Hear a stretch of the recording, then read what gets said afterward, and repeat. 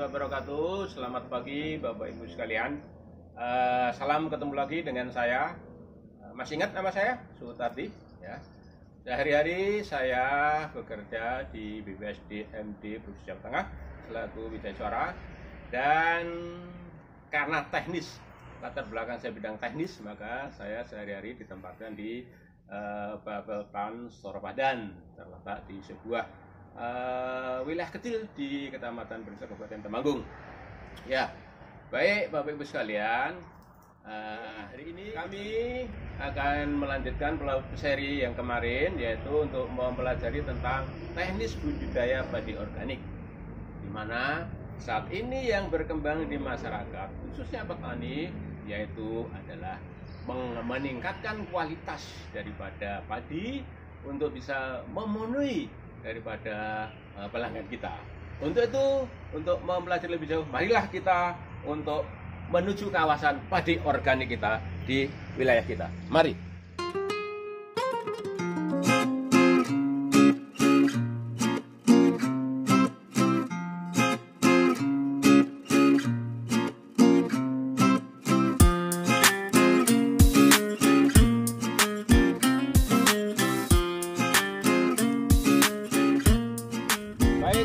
Teman-teman ya, kami saat ini berada di lahan usaha tani organik yang cukup luas ini ya, dan nanti kita akan mencoba belajar bagaimana teknis budidaya padi organik ya.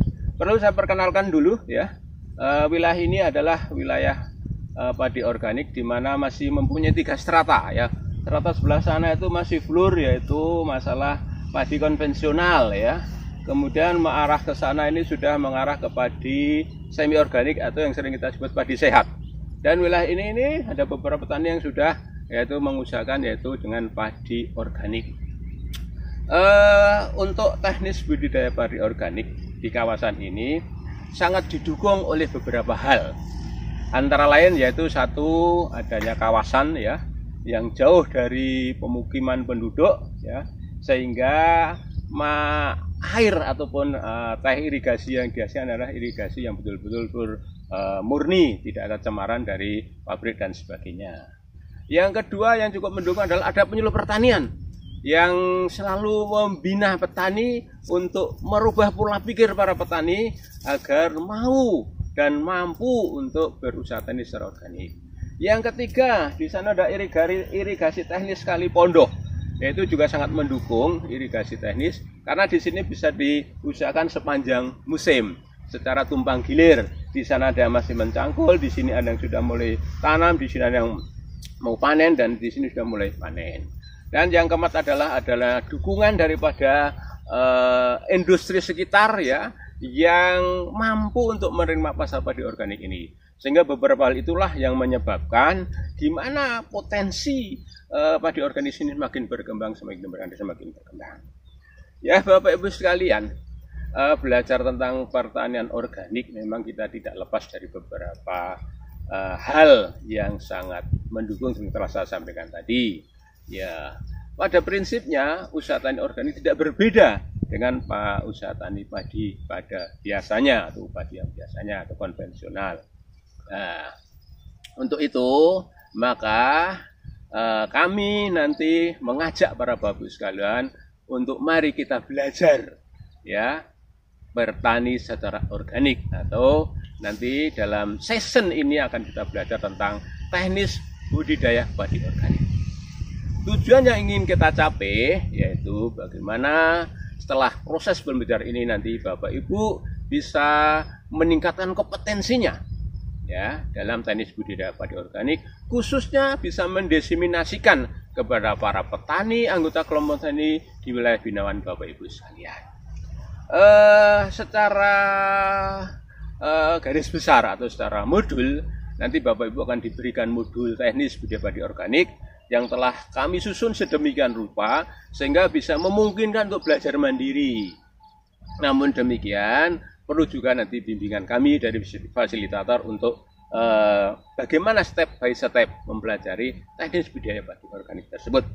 Bapak Ibu yang saya hormati, ya, kalau kita melihat pertanian padi organik ini, yang pertama yang harus kita lakukan adalah bagaimana ya, kita menyiapkan benih, ya, khususnya benih untuk penyiapan budidaya padi organik tersebut.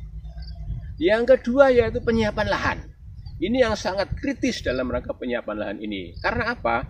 Untuk organik ini sangat berbeda sekali penyiapan lahan dibandingkan dengan padi yang konvensional. Padi organik ada beberapa metode yang digunakan dalam penyiapan lahan, seperti metode SRI dan sebagainya. Yang utama adalah bagaimana menyiapkan pupuk yang cukup banyak untuk bisa menghasilkan tanah itu menjadi organik. Masa yang dibutuhkan untuk melakukan konversi itu biasanya 4 kali musim tanam. Ya.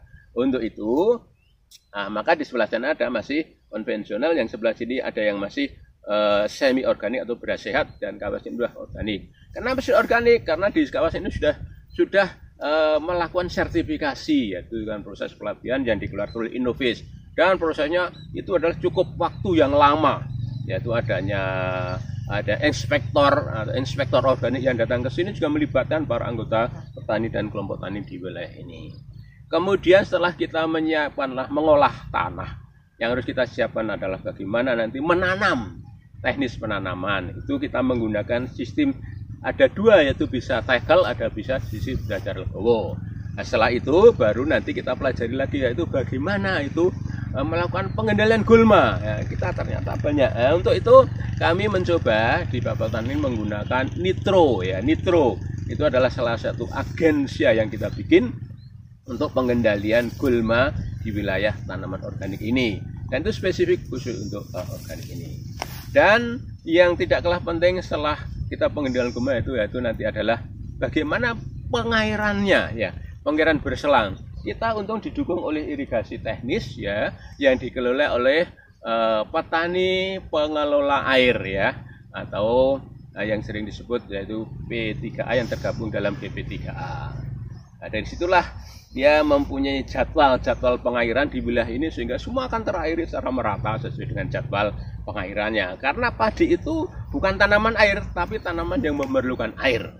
Nah, untuk selanjutnya kita melakukan nanti season berikutnya itu pengendalian hama dan penyakit. Karena ini adalah organik, maka tidak boleh sama sekali di wilayah ini ada yaitu pengendalian menggunakan kimia, apalagi obat-obat kimia. Di sini pun di kawasan yang organik itu dilarang adanya kantong-kantong plastik yang berbentuk kimia dan sebagainya. Itu steril di kawasan organik, kecuali yang daerah konvensional cuma diperbolehkan. Nah, itu ada bariernya di sana itu yang membatasi agar air di sana tidak meresap kepada air organik ini, ya. Kemudian setelah melakukan pengendalian dan penyakit menggunakan berbagai pestisida hayati maupun nabati, yang juga kita ambil dari sekitar kita, tentunya banyak tanaman obat yang bisa kita gunakan untuk pengendalian hama dan penyakit untuk tanaman padi ini. Baru nanti kita akan mengenalkan bagaimana padi untuk melihat waktu masa panen. Nah, itu bagaimana kita akan pelajari ciri-ciri panen bagaimana dan sebagainya. Baru nanti teknis panen, dan yang terakhir bagaimana pasca panennya. Nah, disitulah satu bangunan yang kita bentuk menjadi bagaimana teknik budidaya padi organik itu secara utuh. Dan yang tidak kalah penting bahwa pengembangan teknik padi organik ini yaitu ada beberapa hal yang perlu kita perhatikan. Yang pertama, kita harus merubah pola pikir dulu, mindset petani harus kita rubah. Karena tanpa itu sulit kita untuk bisa mengembangkan padi organik. Kemudian yang kedua, membentuk suatu kawasan. Kawasan ini kita jadikan kawasan padi organik. Kemudian yang ketiga, petani-petani yang akan berusaha di bidang organik kita himpun dalam kelembagaan tani, baik itu kelompok tani maupun gabungan kelompok tani atau asosiasi petani. Dan yang keempat, tidak kalah pentingnya adalah ada proses pendampingan oleh para penyuluh pertanian yang di wilayah ini, yang setiap saat harus terjun ke lapangan untuk memberikan pengaruh secara laku ataupun secara latihan dan kunjungan di wilayah ini, sehingga tertata, ya, setelah mindsetnya dibangun tertata, dan akhirnya petani itu mau dan mampu untuk berusaha tani secara organik. Dan yang tidak kalah penting, mengusahakan kawasan organik harus sifat bisnis. Karena tanpa bisnis nonsen, kan sulit untuk bisa kita lewati. Karena apa? Organik harus bisnis ya.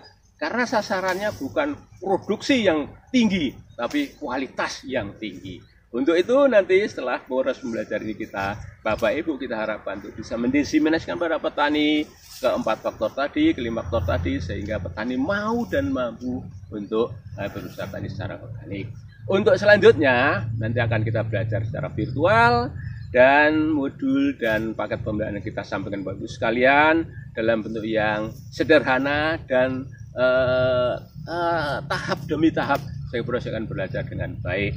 Nah, selanjutnya kami harapkan Bapak Ibu untuk bisa menyimak dengan baik secara beruntun dan pada sesi nanti harapan Bapak Ibu bisa memberikan pertanggungjawaban atau evaluasi sejauh mana pemahaman Ibu Bapak terhadap bagaimana teknis budidaya berwarna secara utuh. Demikian saya sampaikan akhirnya. Wassalamualaikum warahmatullahi wabarakatuh. Terima kasih.